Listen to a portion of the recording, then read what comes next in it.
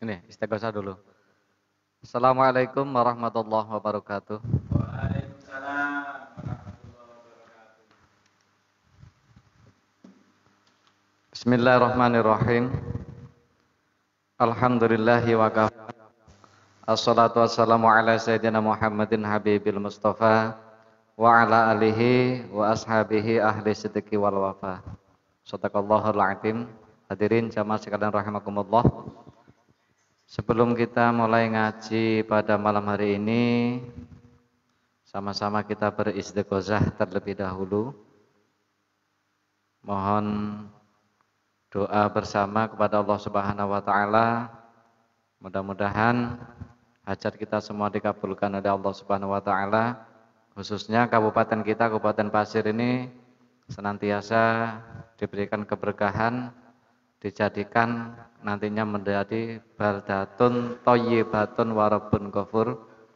Kita semua disihatkan oleh Allah Subhanahu wa taala, dijauhkan dari penyakit wabah yang melanda bangsa dan negara kita ini. Bismillahirrahmanirrahim. Liridhoillah wa li syafaati Rasulillah sallallahu alaihi wasallam wa ala alihi wa azwajihi wa dzurriyyatihi wa sallallahu maqasna al-Fatihah. A'udzu billahi minasyaitonir rajim. Bismillahirrahmanirrahim.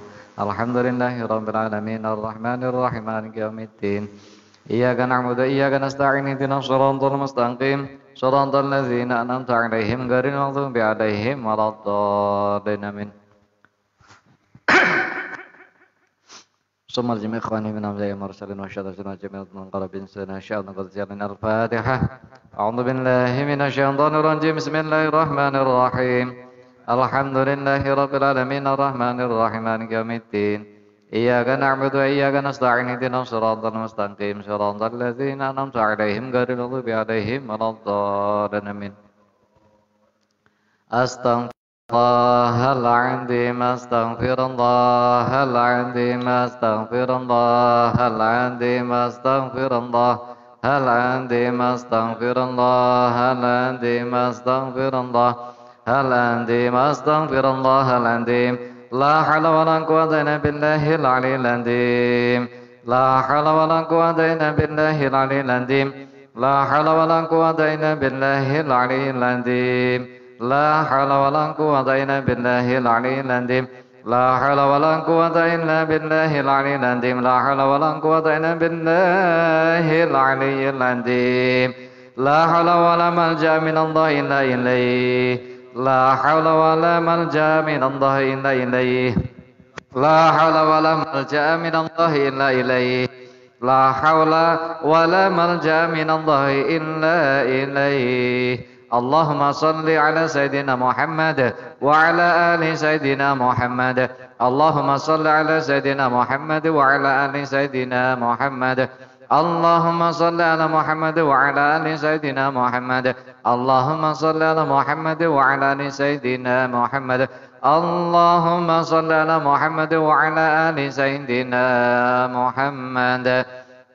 Ya Allah, Ya Qadim, Ya Allah, Ya Qadim, Ya Allah, Ya Qadim, Ya Allah, Ya Qadim, Ya Allah, Ya Qadim, Ya Allah, Ya Qadim, Ya Allah, Ya Qadim, Ya Allah, Ya Qadim, Ya Allah, Ya Qadim. Ya Sami'u Ya Basir, Ya Sami'u Ya Basir, Ya Sami'u Ya Basir, Ya Sami'u Ya Basir, Ya Sami'u Ya Basir, Ya Sami'u Ya Basir, Ya Sami'u Ya Basir, Ya Sami'u Ya Basir, Ya Sami'u Ya Basir, Ya Sami'u Ya Basir, Ya Sami'u Ya Basir.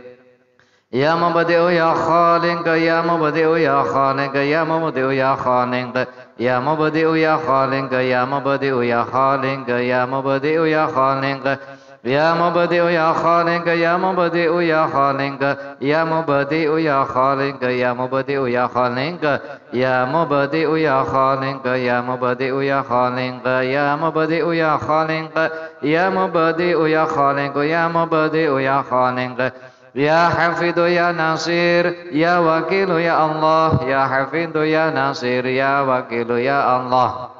Hafidhu ya Nasir, ya Wakilu ya Allah, ya Hafidhu ya Nasir, ya Wakilu ya Allah. Ya Hafidhu ya Nasir, ya Wakilu ya Allah, ya Hafidhu ya Nasir, ya Wakilu ya Allah, ya Hafidhu ya Nasir, ya Wakilu ya Allah, ya Hafidhu ya Nasir, ya Wakilu ya Allah.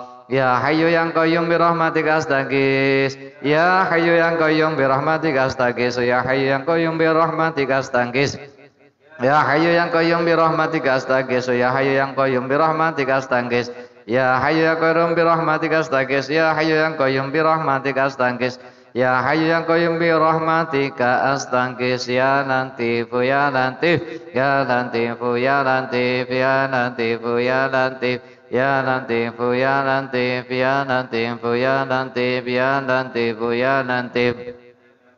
Ya Latif ya Latif ya Latif ya Latif ya Latif ya Latif ya Latif ya Latif ya Latif ya Latif ya Latif ya Latif ya Latif ya Latif ya Latif. Astaghfirullahaladzim innahu kana ghaffara. Astaghfirullahaladzim innahu kana ghaffara. Astaghfirullahaladzim innahu kana ghaffara. Astaghfirullahaladzim innahu kana ghaffara. Astaghfirullahaladzim innahu kana ghaffara. Astaghfirullahaladzim innahu kana ghaffara.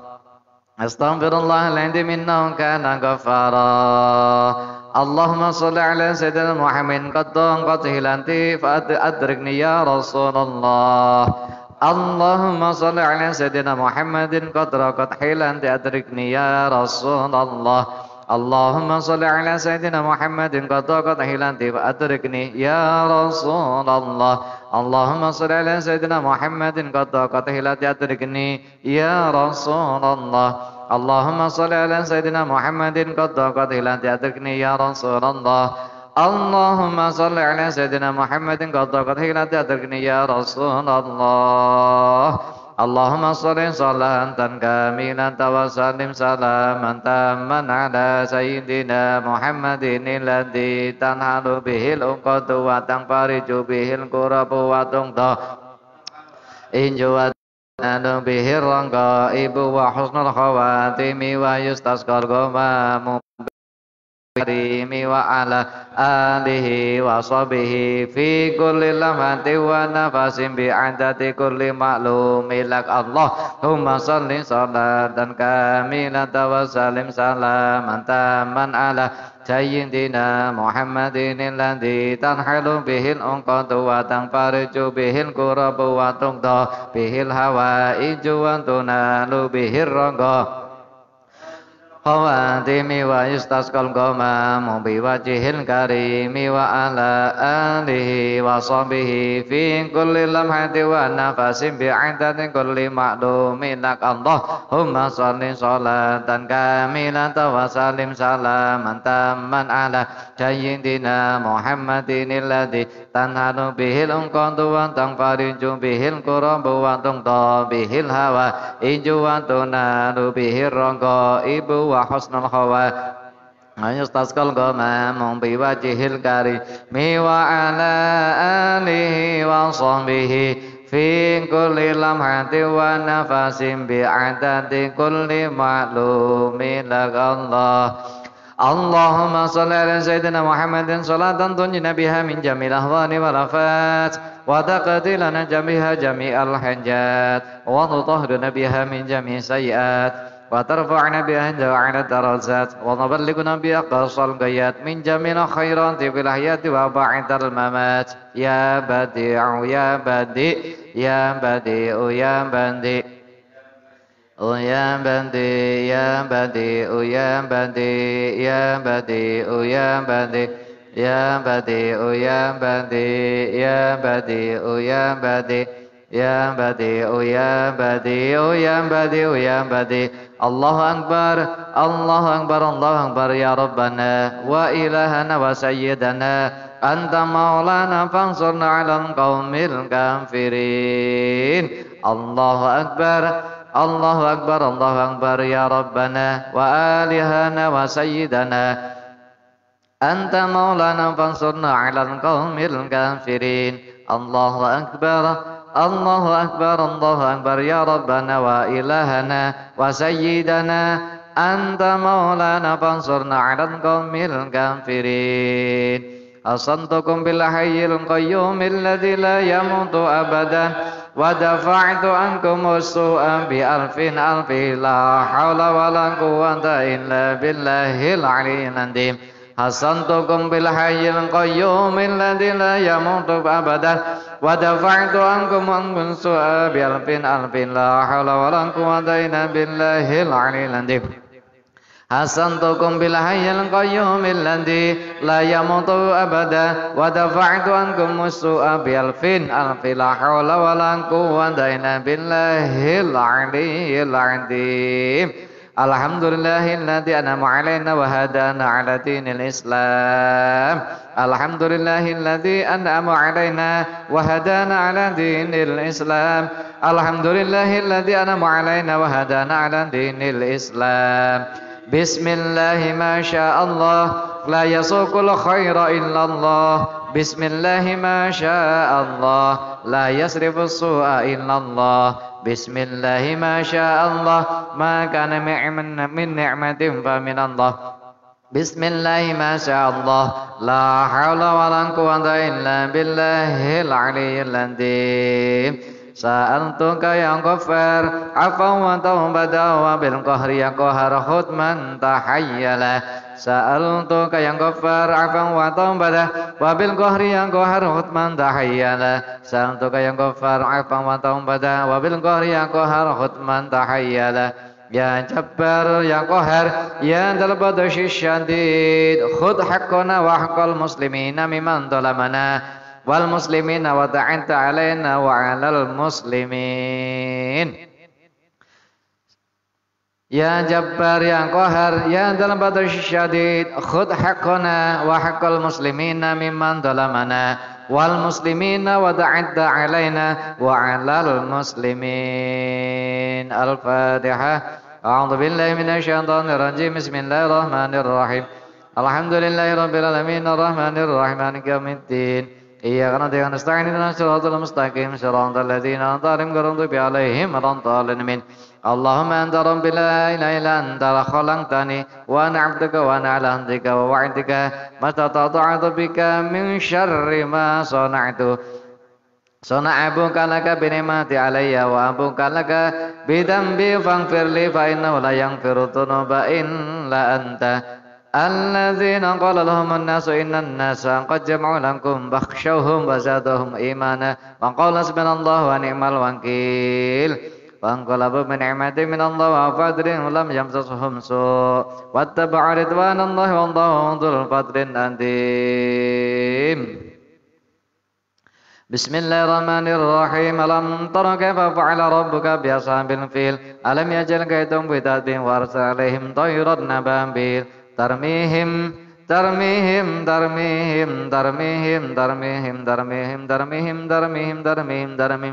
bi jaratin min sijil faj'alhum ka'asfin ma'kul Bismillahirrahmanirrahim Alhamdulillahirabbil alamin wassalatu wassalamu ala sayyidina Muhammad sallallahu alaihi mursalin wa ala alihi washabihi ajmain Allahumma bi ahli alim tara kaifa fa'ala rabbuka bi ashabil fil if'al bi a'daika a'daina kama fa'anta ya bi ashabil fil waj'al kaidahum kaidi ashabil fil wa ansir alaihim tayran ka tayrin ashabil fil wa anzil alaihim hijaratan ka hijaratin ashabil fil wasabirhum asfan ka asfin ashabil fil hadatu anna kama amartana fastajib lana kama wa'adtana innaka la tukhliful mi'ad wa sallallahu ala sayyidina Muhammad wa ala alihi wa sahbihi ajma'in walhamdulillahi rabbil alamin Al-Fatihah A'udzu billahi minasyaitonir rajim Bismillahirrahmanirrahim Alhamdulillahi rabbil alamin arrahmanir rahim maliki yaumiddin Iyyaka na'budu wa iyyaka nasta'in ihdinas siratal mustaqim siratal ladzina an'amta 'alaihim ghairil maghdubi 'alaihim waladdallin amin Ini berapa lama?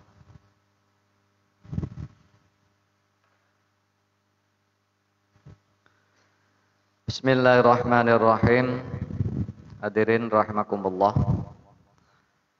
Dalam pertemuan kali ini insya Allah kami akan membaca satu kitab. Judul kitabnya ini Isbatul Karomat. Isbatul Karomah. Isbatul Karomah ini menerangkan tentang falku bainal ulama'il batin wadh-dhahir wa bainal karomat wal mu'jizat wal istidraj was syihri wa bayani anwa'il karomat wal mukasyafat. Jadi insyaallah kitab Isbatul Karomah ini menjelaskan tentang yang bab pertama, yaitu perbedaan antara ulama batin dan ulama dhahir.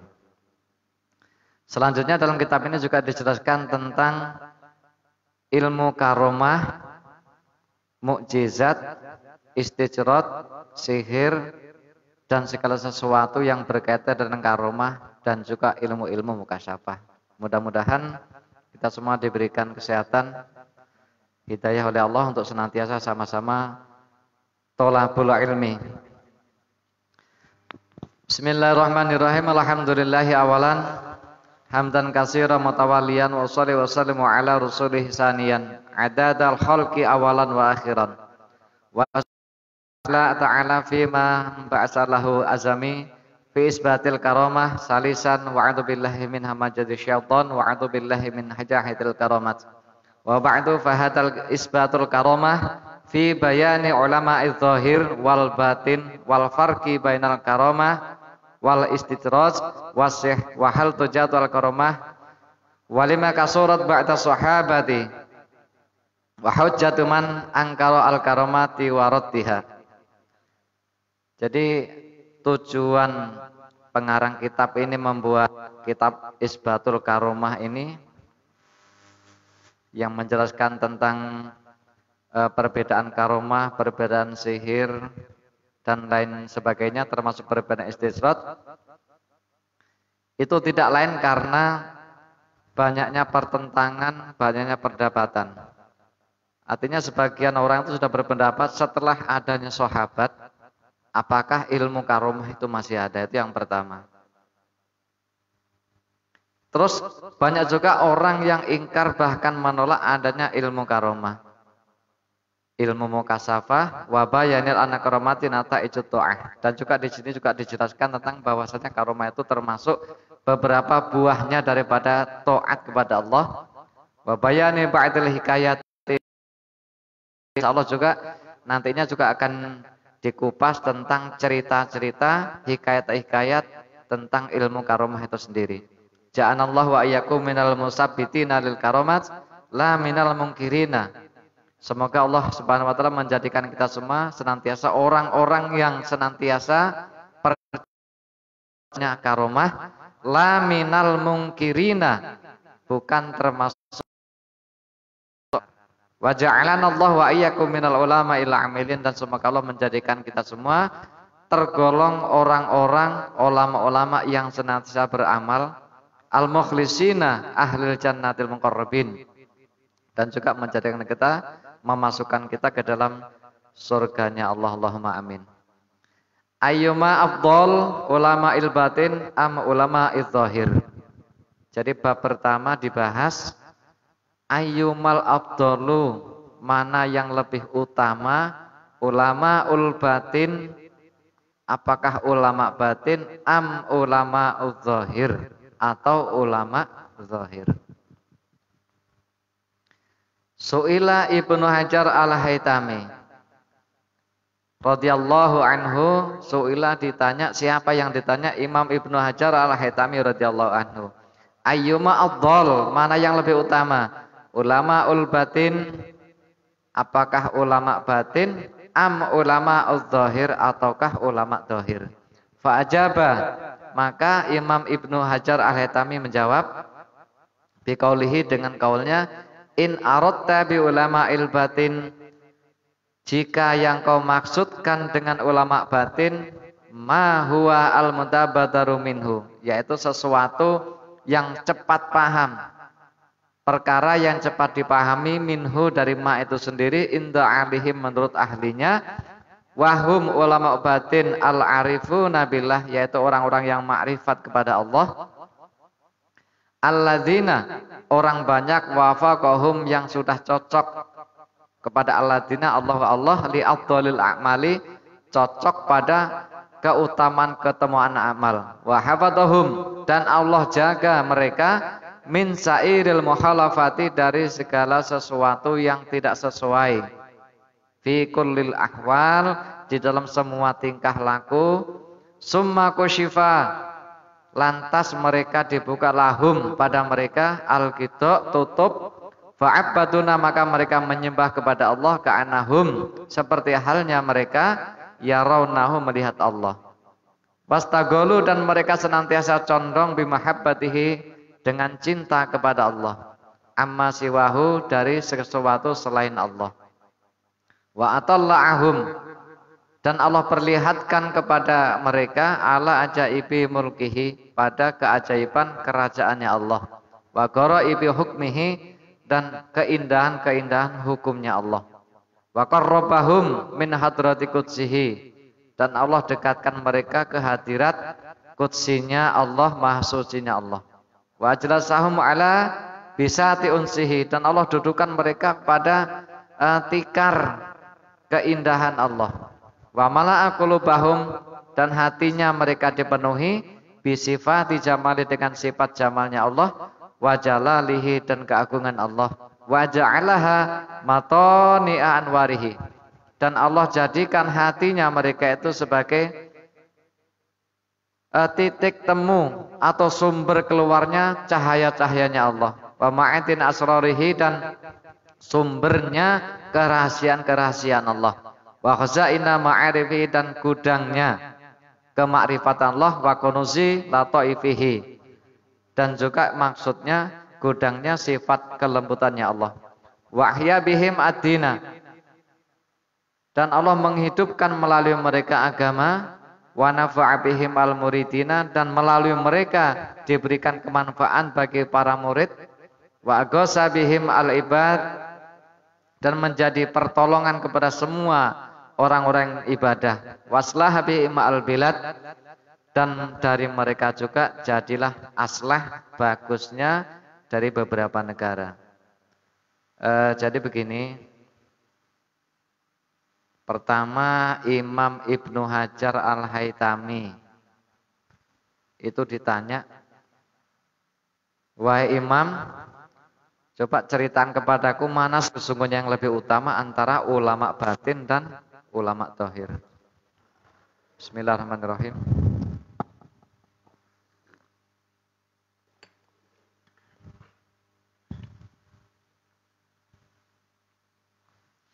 Jadi kan di antara para ulama terdahulu itu terjadi perdebatan.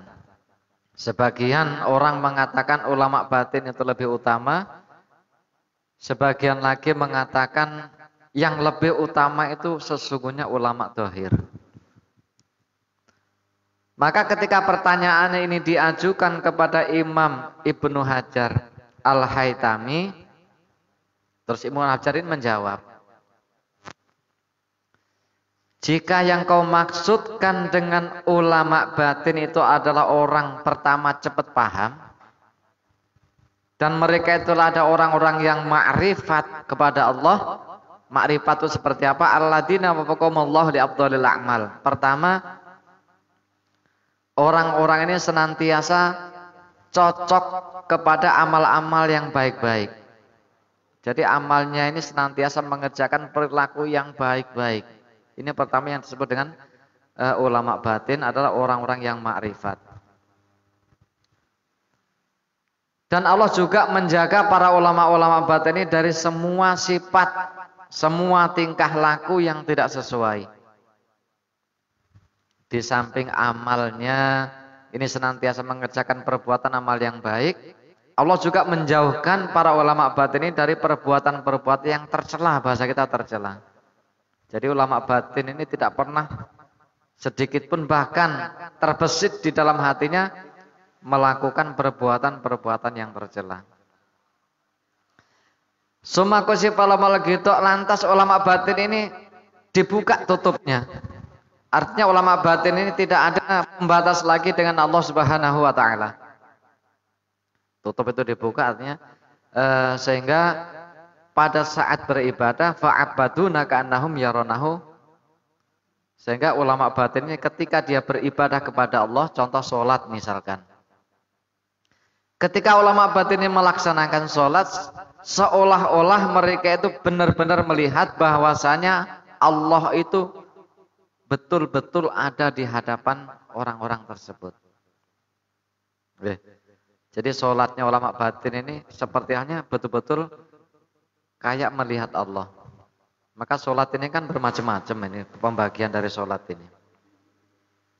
Jadi kelas-kelasan lah. Kalau para nabi, contohnya Nabi kita Muhammad SAW, ketika dia melaksanakan sholat, maka Nabi itu benar-benar melihat bahwa Allah Subhanahu Wa Taala itu ada di hadapannya. Maka ketika itu Nabi kan pernah didatangi oleh malaikat, ditanya, disuruh menceritakan tentang iman, tentang ihsan. Nah kalau ihsan itu diantara jika kamu beribadah seolah-olah kamu bisa melihat Allah. Fa'ilam takun tarahus. Walaupun kamu tidak bisa melihat Allah, fa'innahu tarauka. Sesungguhnya Allah itu melihatmu.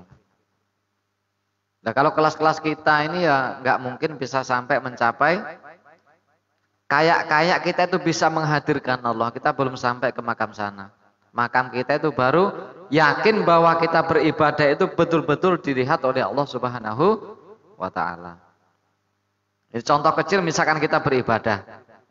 Ya kalau kita beribadah sholat misalkan, sholat kalau kita menghayalkan seolah-olah kita bisa melihat Allah, dekat dengan Allah, itu kita tidak mungkin sekali. Tapi kita harus yakin bahwasanya ketika kita melaksanakan sholat, kita itu sedang diawasi oleh Allah. Itu yang paling pertama. Ya contoh pada saat kita masuk ke mall misalkan, atau kita masuk di pertokoan. Ketika kita masuk di toko-toko zaman sekarang tuh rata-rata menggunakan namanya kamera CCTV. Ketika kita tahu bahwa toko itu menggunakan kamera CCTV, kita masuk ke dalam toko itu, maka kita akan lebih berhati-hati. Artinya kita tidak sembrono mengambil barang-barang yang belanjaan kita ini.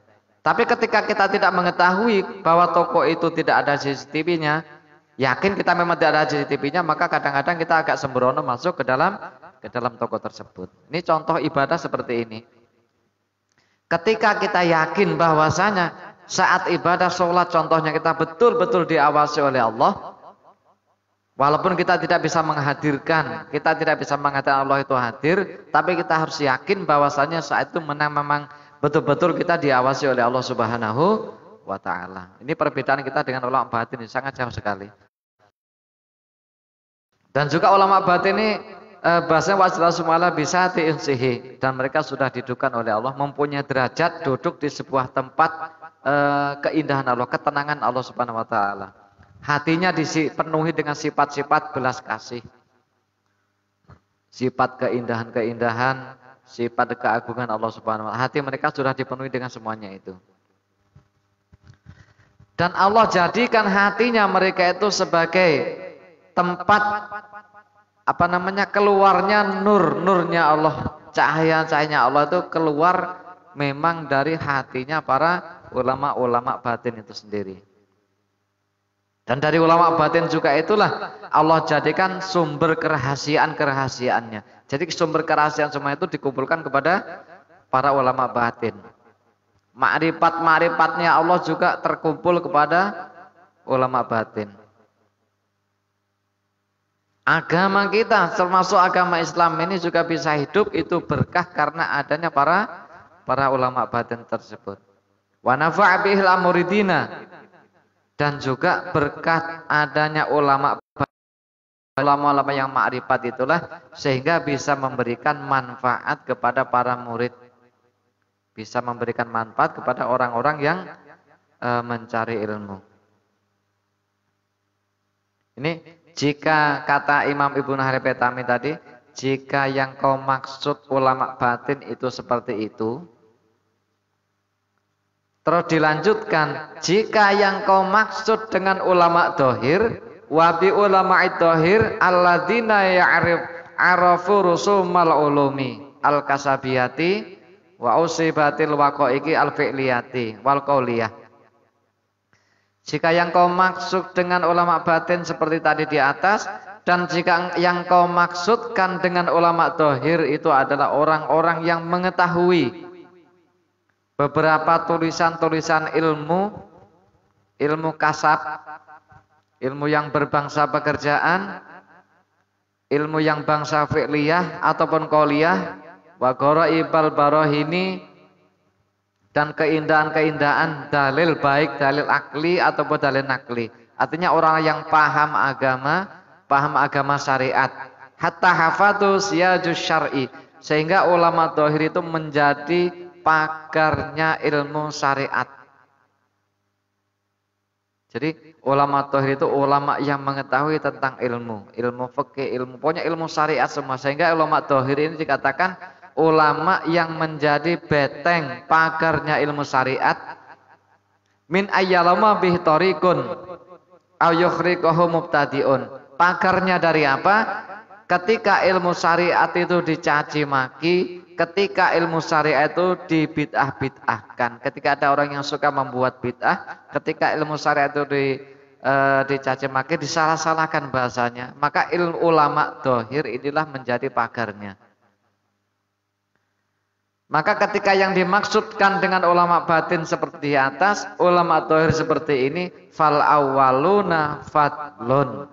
Maka menurut Imam Ibnu Hajar Al-Haytami, yang paling utama di antara ulama batin dan ulama dohir itu adalah ulama batin menurut Imam Ibnu Hajar Al-Haytami. Wa in kana lil akharina fadlun adimun, walaupun ulama dohir ini juga mempunyai keutamaan. Ya contoh seperti paham ilmu agama, paham ilmu ini, ilmu alat itu kan semuanya kan keutamaan, keistimewaan. Walaupun mereka mempunyai beberapa keutamaan, keistimewaan seperti ini, tetapi menurut Imam Ibnu Hajar Al-Haytami juga menurut sebagian besar para ulama batin itu tetap lebih utama, lebih istimewa. Bal rubama kanu afdal min haisatin la mutlaqon. Bahkan terkadang ulama dohir ini juga mempunyai keutamaan, bahkan lebih utama dibandingkan dengan ulama batin, cuman tidak dari semua arah, hanya satu atau hanya dari beberapa arah. Wa ma'idhalika fal afdaliyatu ala awalina ala haliha itqad yakunu fil mafdul maziyatan bal maziyan. Hada wa in wujidta biha wala sifatil adalah. Tapi walaupun demikian, dengan alasan apapun, tetap ulama batin itu lebih utama. Khilafan liman intolaka al-kalam wa tadil ahadis safaini walam yuhadal tafsil. Wala yuraddu ala dalika ma waqa'a ali Musa ma'al Khidir sallallahu alaihi wasallam. Jadi keutamaan ulama batin dan ulama zahir itu tidak terjadi ketika yang dialami oleh Nabi Musa dan Nabi Khidir alaihi wasallam. Karena walaupun bagaimanapun ulama sepakat Nabi Musa itu lebih utama dibandingkan dengan Nabi Khidir. Ya, kalau kita mengacu pada kitab ini, maka Nabi Musa itu dimasukkan golongan ulama zahir, Nabi Khidir itu masuk kategori ulama batin. Binaan alama alaihi al-jumhur minas sufiyah innal Khidir waliyun li'anna Musa afdalu minhu ijmalan. Karena sebagian ulama tasawuf mengatakan Nabi Khidir itu wali li'anna Musa afdal, dan Nabi Musa itu tetap lebih utama. Karena Nabi Musa itu nabi dan juga rasul. Tapi Nabi Khidir itu sebagian mengatakan dia wali, sebagian mengatakan dia juga nabi. Sedangkan Nabi Musa itu nabi dan rasul. Li'annahu imtaza 'alal hitir bi khususiyatin la tuhsa. Wa inna ma qiyatu tamayizu bi al hitir innahu ittala 'ala jazaiyatin min 'alamin ghaibi. Falamma law khilihla ta'diban min Allah taala itsuila man a'lamun nas. Kenapa semua ini terjadi? Jadi suatu cerita, suatu ketika, ya kalau kisah dari awalnya itu kurang lebih seperti ini. Nabi Musa itu kan pernah mengatakan demikian ketika dia khutbah. Kalau bahasa kita ceramah lah seperti ini. Lantas ada seorang jamaah itu bertanya kepada Nabi Musa, "Hei Musa, di bumi ini, di dunia ini," kata orang tadi itu, "siapa sih orang yang paling pinter? Siapa orang yang paling alim?" Nabi Musa menjawab, "Ana walam yuraddu alima ilallah. Man alamun nas faqala ana." Siapa yang paling alim di antara manusia di atas muka bumi saat ini? Nabi Musa menjawab, "Aku orang yang paling alim. Orang yang paling ngerti saat ini itu adalah aku." Itu kata Nabi Musa ketika ditanya oleh jamaahnya saat itu. Maka ketika Nabi Musa berkata demikian, Allah Subhanahu wa taala ini kan bahasa kita tersinggunglah dengan Nabi Musa. Nabi Musa itu kan ceritanya nabi yang diizinkan oleh Allah, dia bisa berkomunikasi langsung. Ketika Nabi Musa ditanya demikian, padahal maksudnya Nabi Musa walam yuradu alima ilallah. Walaisat qadaituhuma mimma nahnu fihi biwajhin khilafan yafi'i. Padahal yang dimaksudkan Nabi Musa itu adalah ilmu, dia lebih alim, lebih utama selain Allah Subhanahu wa taala. Tapi karena dia sudah mengatakan dia paling alim, dia paling pintar di zamannya, maka Allah tersinggung dengan Nabi Musa. Sehingga Allah menegur kepada Nabi Musa, "Hei Musa, sesungguhnya orang yang paling alim, paling ngerti di dunia ini bukan hanya kamu. Masih ada," kata Nabi Musa. Jadi Nabi Musa itu karakternya, dia temperamennya. Kalau bahasa orang sekarang temperamennya sangat tinggi. Dia rasa keingintahuannya sangat tinggi. Maka dikenal Nabi Musa itu nabi yang paling suka protes. Jadi nabi yang hari-hari suka protes sama Allah itu ya Nabi Musa. Bahkan pernah dalam hidupnya Nabi Musa itu pernah protes. Jadi begini, kata Nabi Musa, pokoknya nanti kata Nabi Musa, ketika saya mati, orang yang pertama saya cari itu adalah Nabi Adam, kata Nabi Musa. Kenapa? Saya mau berkata kepada Nabi Adam, "Wahai Adam, gara-gara sampean," kata Nabi Musa, "gara-gara sampean kami sengsara di dunia. Kami harus nyangkul, mau makan pun kami harus bekerja. Mau kemana-mana kami harus susah, itu gara-gara sampean semua," kata Nabi Musa. Jadi cita-cita Nabi Musa itu pertama dia kalau sudah mati, nanti yang paling dicari orang yang paling dicari adalah pertama Nabi Adam. Kata Nabi Musa, yang membuat semua itu adalah Nabi Adam. Makanya Nabi Musa itu terkenal Nabi yang paling protes. Nah, ketika Nabi Musa dikatakan oleh Allah masih ada orang yang lebih alim, orang yang lebih pintar di depan Nabi Musa, rasa penasarannya Nabi Musa itu semakin tinggi.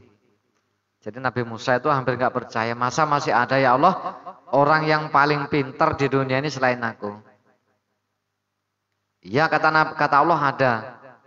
Terus Nabi Musa itu minta dikasih tahu sama Allah, "Ya Allah, tolong kasih tahu siapa orangnya yang paling pintar di dunia ini selain aku," kata Nabi Musa. Maka Allah mengatakan kepada Nabi Musa, "Musa." Jadi ceritanya Nabi Musa sama Khidir ini, Nabi Khidir agak sedikit kocak sebenarnya ceritanya. Kocak dan juga kadang-kadang hampir-hampir tidak masuk akal. Ketika Nabi Musa bertanya kepada Allah, tidak dikasih tahu, cuman Allah itu memberikan tanda kepada Nabi Musa. Jadi begini Musa, cari, kamu tidak boleh bawa apa-apa. Jadi orang dulu itu kalau dia belajar ilmu berjalan kaki tidak bawa bekal, sama sekali tidak bawa bekal. Seperti yang dicontohkan oleh Nabi Musa alaihissalam. Kamu hanya boleh bawa bekal masak 1 ekor ikan, kata Allah.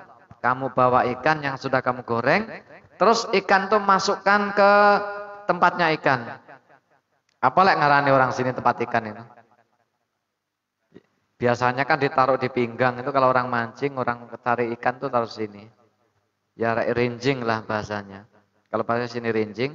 Jadi Nabi Musa itu dipesani sama Allah, kamu goreng ikan, masukkan kerinjing, terus kamu jalan. Saat di tengah jalan nanti ikanmu kok loncat, kata Allah, maka disitulah tempat orang yang kamu tuju, di situ dia tinggalnya. Jadi diingat ya, pertama catatan, Musa dipesanin oleh Allah untuk menggoreng ikan, dibawa jalan. Ketika ikan itu nanti loncat, hidup kembali, disitulah tempat orang yang kamu cari. Tapi Nabi Musa ini nggak begitu mengindahkan perintah Allah. Justru dia berjalan membawa teman. Kalau di dalam Quran ini lifatahu, fata, seorang pemuda, namanya pemuda itu Yusa bin Nun. Nah kalau di bahasa Indonesia Yusa itu Yasua, Joshua. Ya, sebenarnya Joshua itu nama Islam sebenarnya. Cuman kita orang-orang Islam ini nggak ada yang pakai nama Joshua. Justru dipakai orang-orang lain. Padahal zamannya Nabi Musa, yang nemani Nabi Musa itu namanya Yusa bin Nun. Yusa itu kalau bahasa Indonesia ini ya Joshua. Apalagi wong Jawa itu ngomong Yusa itu ya kesusahan, jadi jadinya Joshua.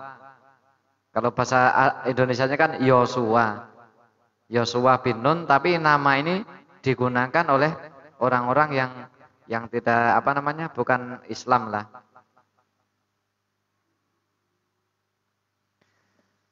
Nah, ketika itu Nabi Musa mengajak temannya ini berjalan keliling, sudah namanya capek. Padahal pesannya Allah pertama, ketika ikan itu loncat, disitulah tempat orang yang kamu cari. Tapi Nabi Musa ini rupanya ini kan nggak mengindahkan perintah Allah. Namanya berjalan, ya bahasa kita kalau jalan kaki seharian penuh.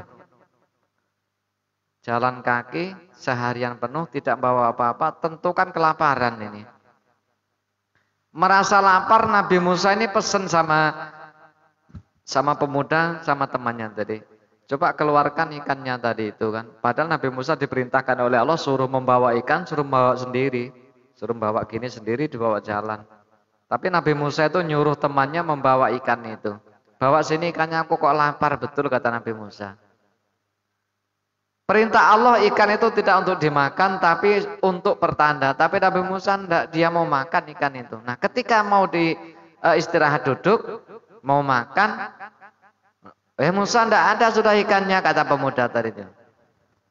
Loh kemana ikannya?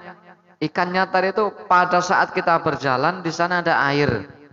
Air itu sungai, bertemu dengan sungai yang lainnya, maka ikannya tuh loncat di situ. Kata Musa, kenapa kamu enggak ngomong mulai tadi? Coba kamu ngomong mulai tadi, ikannya sudah loncat, di situ tempat yang kita cari. Ya temannya Nabi Musa kan ngomong. Lawang sampean lo mulai tadi enggak ngomongin kita. Saya tadi kan cuma saya main aja bawa ini tepis, rinjing ini dibawa untuk bawa ikan, sampai enggak pesen apa-apa. Sampai enggak ngomong kalau ikannya ini loncat, kalau ikannya jatuh, disitulah tempatnya orang yang kita cari. Sampai enggak ada pesan gitu, ya kita jalan. Ya ini Nabi Musa ini ngajak orang, dia enggak pesen. Ya untungnya si Pata tadi itu, si Yusa tadi masih ingat tempatnya, akhirnya kembali dia. Kembali lagi, putar arah, menuju jalan di mana ikan tadi itu loncat. Sampai di tempat itu, Nabi Musa itu menemukan seseorang yang duduk di atas batu dengan menggunakan tikar yang berwarna hijau. Jadi Nabi Khidir duduk di atas batu, batunya itu ada tikar yang berwarna hijau. Terus Nabi Musa mengucapkan salam, Assalamualaikum. Nabi Khidir enggak langsung menjawab salamnya Nabi Musa, enggak dijawab Waalaikumsalam. Nabi Khidir santai. Nabi Khidir mikir, masa di tempat ini ada orang lain? Masa ada orang yang bisa melihatku, bahasanya seperti itu. Jadi Nabi Musa ini tidak dihiraukan. Nabi Musa Assalamualaikum, Nabi Khidir dengan santainya hanya melihat, enggak dijawab. Cuma Nabi Khidir hanya dalam hatinya batin, mosok satu. Ada orang yang sampai tahu aku di sini. Akhirnya saat ketemu itu ya bahasa kita kenalan lah. Walaupun sesungguhnya Nabi Musa sama Nabi Khidir sudah kenal. Jadi ciri khasnya wali itu ketika ketemu wali itu sudah saling kenal, saling tahu. Karena wali itu di alam lainnya mereka sudah saling mengenal. Walaupun di alam dohirnya tidak tahu, tapi wali itu sesungguhnya sama-sama sudah tahu. Jadi ketika jagungan sebentar ditanya maksudnya apa, maka Nabi Musa menyampaikan hajat dan maksudnya bahwasanya dia ingin berguru kepada Khidir.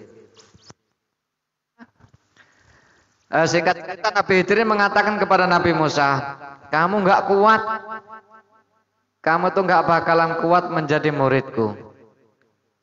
Kamu tidak akan kuat, tidak akan bisa menjadi muridku. Kata Nabi Musa, ya ndaklah, aku ingin belajar. Ingin belajar apa yang tidak aku ketahui. Jadi Nabi Musa itu punya prinsip, punya sifat. Aku tahu ketika ada orang lain yang tidak tahu, orang lain tahu yang aku tidak tahu, maka aku harus tahu ilmunya orang lain itu sendiri. Contoh Nabi Khidir tadi itu, dia dikatakan oleh Allah, Nabi Khidir ini lebih alim daripada Nabi Musa. Ya kalau bahasa kita akhirnya mereka ini sengaja tarung lah adu ilmu. Ya kalau bahasa dunia persilatan lebih keren lagi, ternyata hanya sampai 3 jurus Nabi Musa itu sudah KO. Nabi Musa itu dikalahkan dengan Nabi Khidir hanya menggunakan 3 jurus. Nabi Khidir kan berpesan pada Nabi Musa, kamu boleh ikut kepadaku tapi jangan tanya sama sekali. Kamu tidak boleh tanya, tidak boleh protes. Karena Nabi Khidir tahu Nabi Musa itu memang terkenal Nabi tukang protes.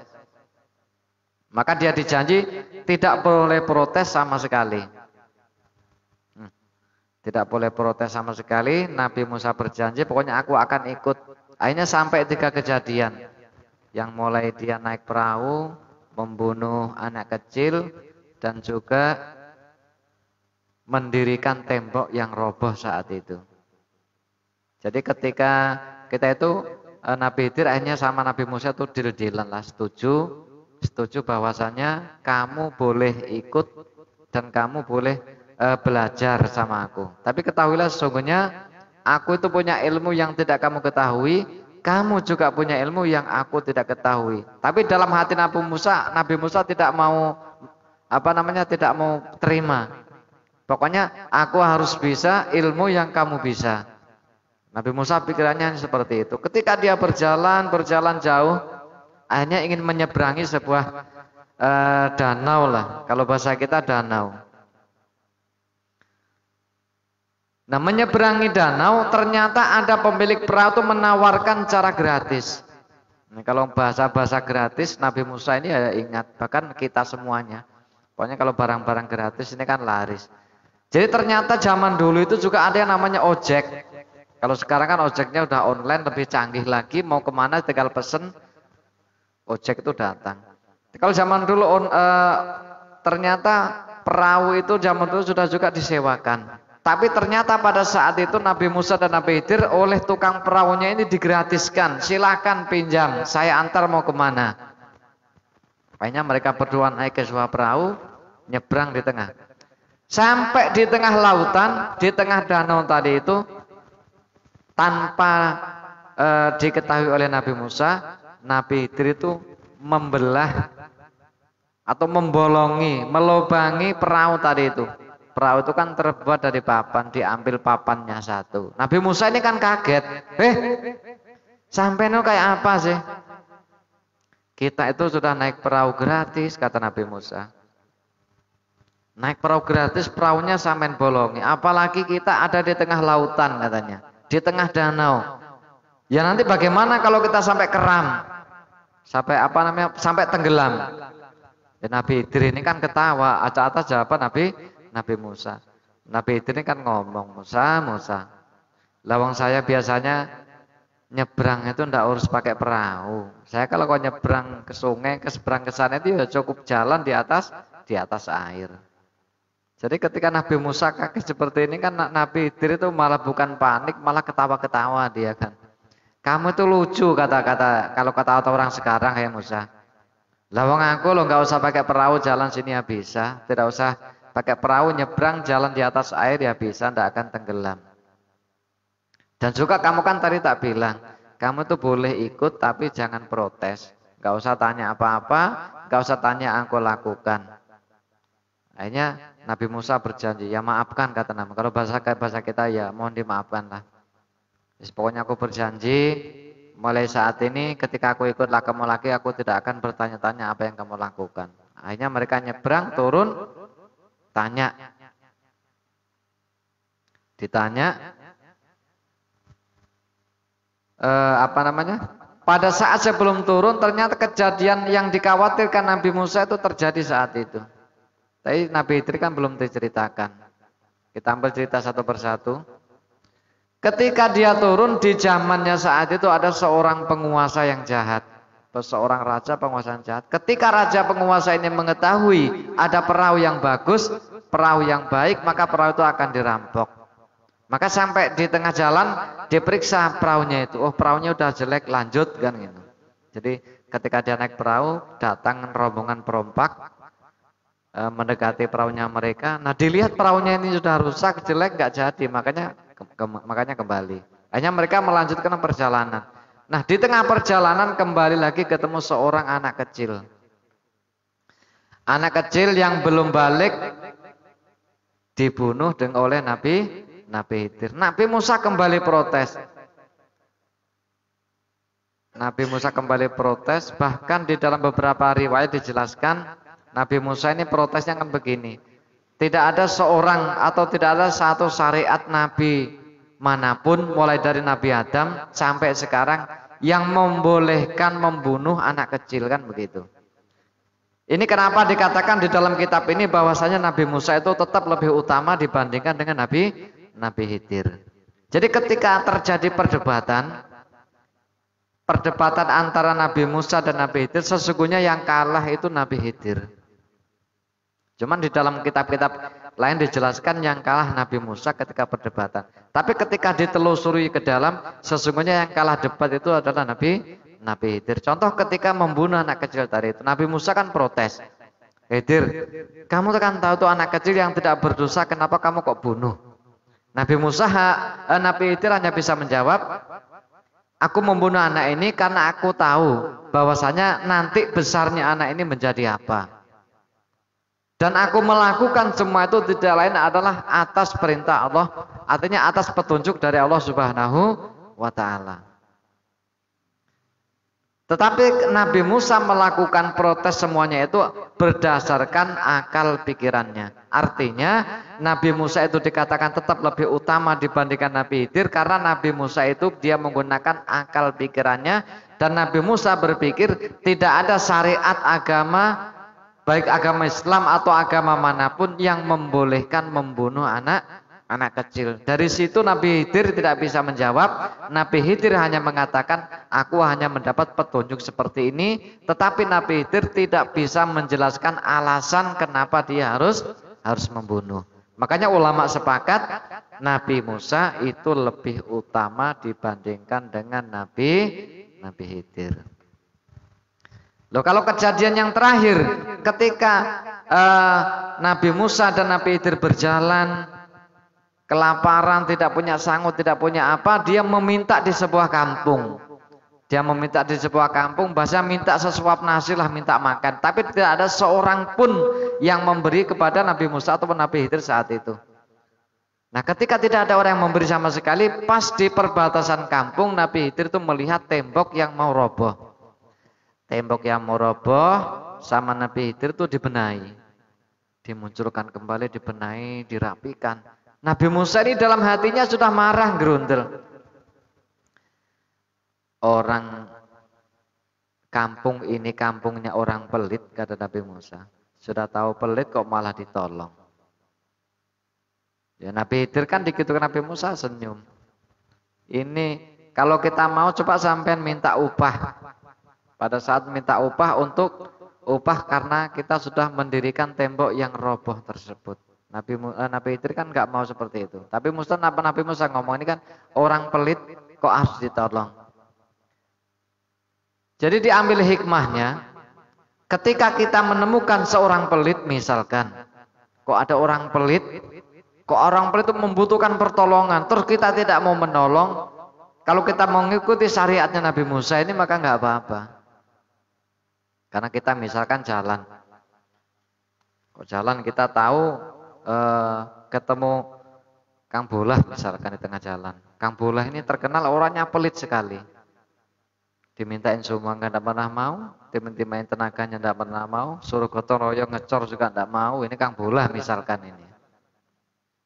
Ini suruh datang pengumuman besok ngecor gedung NO, Kang Bolah CS lah sama golongannya. Nggak mau sama sekali Kang Bolah yang sudah ngecor nih. Jangankan dimintain uangnya, tenaganya pun nggak mau. Kalau bahasa kita kan pelit sekali. Kalau kita mengikuti syariatnya Nabi Musa, maka kita boleh ketika Kang Bolah CS tadi itu mengalami kesulitan, kita biarkan. Kapok bahasanya kan gitu. Nabi Musa seperti ini. Ketika Nabi Khidir mendirikan tembok, Nabi Musa itu hanya melihat, tidak mau dia nolongin. Kenapa? Karena saat itu tembok yang dia dirikan itu berdiri di tengah perkampungan, yang kampungnya orang-orang itu ada orang-orang yang pelit. Dimintain sesuap nasi pun tidak memberikan. Maka boleh kalau kita ada orang pelit itu dibalas dengan kepelitan juga. Tapi kalau Nabi Khidir yang kita ikuti tidak demikian. Kalau Nabi Khidir dia lebih kalem lagi. Menemukan orang yang pelit, orang yang demikian itu jangan juga dibalas dengan kepelitan, tapi harus dibalas dengan kebaikan. Biarpun dia tidak minta tolong, tetapi harus kita tolong. Ini hikmahnya kenapa di antara pada saat mendirikan tembok tadi itu. Nah, setelah 3 kali Nabi Musa protes terus sama Nabi Khidir, maka Nabi Khidir memutuskan kepada Nabi Musa, ini yang terakhir kalinya.